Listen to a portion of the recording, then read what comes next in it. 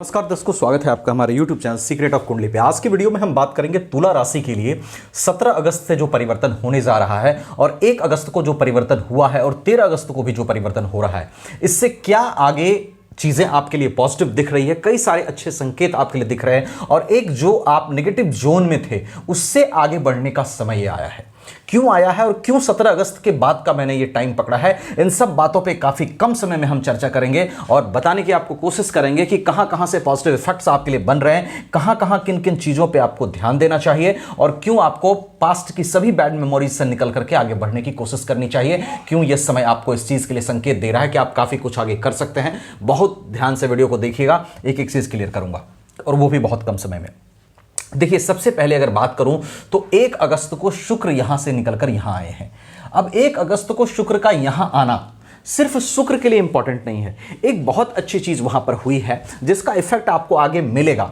वो ये हुई है कि गोचर से कालसर्प योग खत्म किया है शुक्र ने।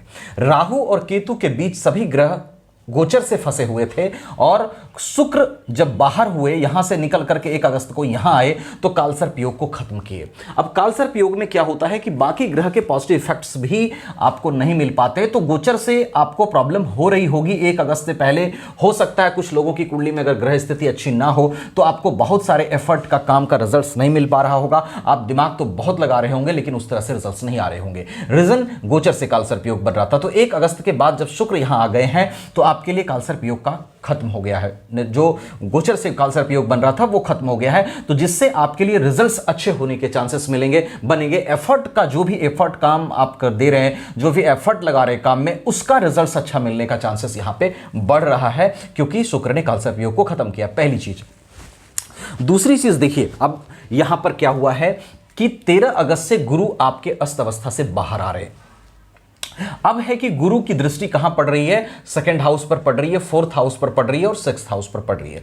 अस्त अवस्था से बाहर आने का मतलब है कि गुरु पावर में आए हैं। सूर्य से निश्चित दूरी पर कोई ग्रह अस्त होता है और जब सूर्य से निश्चित दूरी वो खत्म होती है तो गुरु वहां पर ग्रह उदित हो जाते हैं। तो गुरु वहां पर सूर्य से उदित हो रहे हैं, 13 अगस्त से ये उदित हो रहे हैं, तो यहां पर गुरु की दृष्टि 2nd हाउस पर निश्चित रूप से वेल्थ एक्यूमुलेशन को गुरु बेहतर करने की कोशिश करेंगे। और 13 अगस्त के बाद गुरु संकेत दे रहे हैं कि मैं तुम्हें वेल्थ एक्यूमुलेशन के लिए जागरूक करूंगा, तुम्हारा पराक्रम बढ़ाऊंगा, क्योंकि 3rd हाउस के लॉर्ड भी गुरु बनते हैं आपके पराक्रम के और वो उदित अवस्था में प्रभाव में आएंगे तो आपका पराक्रम बढ़ेगा। 4th हाउस पर गुरु की दृष्टि लग्जरियस और सुख सुविधा की चीजों के प्रति आपका ध्यान आकर्षित करेंगे और उसको कैसे प्राप्त करना है उसके प्रति आप डिसीजन लेंगे और उसके लिए आपको रिजल्ट्स अच्छे जरूर मिल सकते हैं। और स्पेशली 17 अगस्त के बाद। क्यों? क्योंकि 17 अगस्त के बाद जो चीज हो रही है वो भी मैं बताने जा रहा हूं। फिर देखिए, गुरु की दृष्टि कहां है, 6th हाउस पे। डिजीजेस वगैरह आपको चल रहे थे, हेल्थ इश्यूज वगैरह चल रहे थे, तो 13 अगस्त के बाद उदित गुरु यहां पर 6th हाउस को बल देंगे और 6th हाउस पर गुरु की दृष्टि, क्योंकि 6th हाउस के मालिक वो खुद है, तो आपके रोग ऋण शत्रु को वहां पर कम करने का प्रयास गुरु करेंगे, जिसका संकेत 13 अगस्त के बाद से मिल रहा है।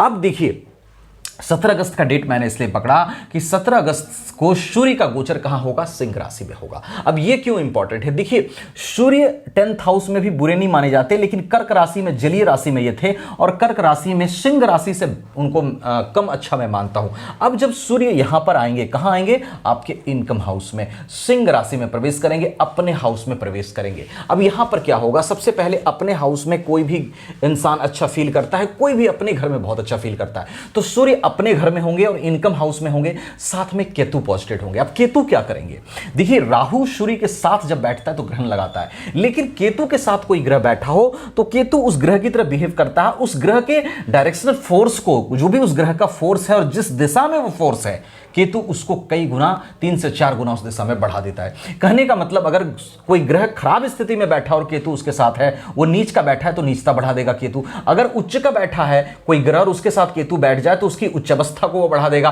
और स्व राशि का है तो उसका पावर और बढ़ा देगा। यहां पर सूर्य बहुत अच्छे पोजीशन में और केतु उसको बल प्रदान कर रहे हैं, यानी केतु सूर्य की स्थिति को और अच्छा करेंगे। अब आयस आपका आय भाव में बलवान होगा, जिससे 17 अगस्त को वो जाएगा, तो 17 अगस्त से सूर्य आपके काफी बलवान हो रहे हैं और इनकम लॉर्ड का इनकम हाउस में जाकर के बलवान होना, यह कहीं ना कहीं बहुत अच्छा संकेत दे रहा है कि आप इनकम को जनरेट करने की पूरी कोशिश करेंगे और इनकम जनरेट होने के चांस भी बहुत अच्छे बनेंगे, जहां से आपके लिए फाइनेंशियल ग्रोथ के चांसेस बनेंगे, इनकम जनरेट होने के चांसेस बनेंगे।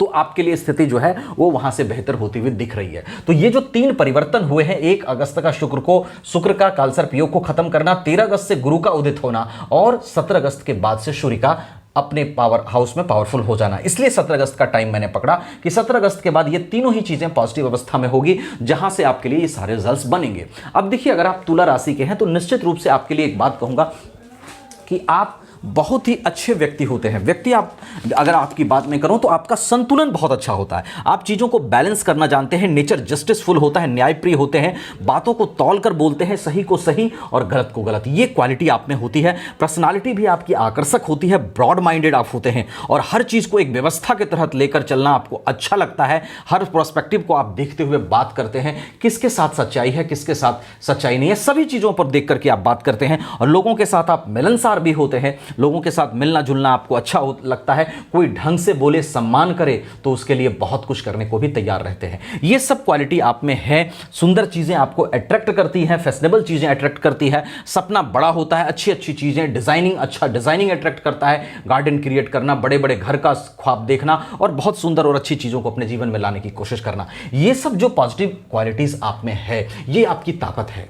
आपको करना क्या है, आपको पास्ट से बाहर निकलकर ये सारी चीजें जो मैंने बताई उसका लाभ लेना है। आपको अपने पराक्रम में वृद्धि करनी है, अपने डिसीजन मेकिंग को बेहतर करना है और उसके साथ साथ इनकम के लिए सही प्रयास करना है।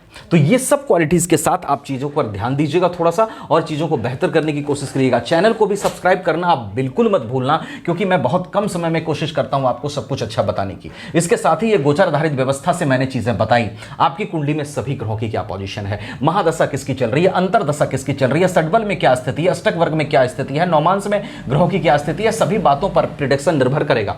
तो कंप्लीट इंफॉर्मेशन के लिए अपनी चार्ट भी जरूर दिखाइएगा। मुझसे दिखाना चाहें आपको वीडियो डिस्क्रिप्शन में व्हाट्सएप नंबर मिलेगा, आप वहां व्हाट्सएप पे कांटेक्ट कीजिए। अगर आपको कहीं और अच्छा लगे आप वहां भी दिखा सकते हैं। वीडियो अच्छी लगी हो तो लाइक शेयर करके चैनल को सब्सक्राइब करना बिल्कुल मत भूलिएगा। Thank you so much.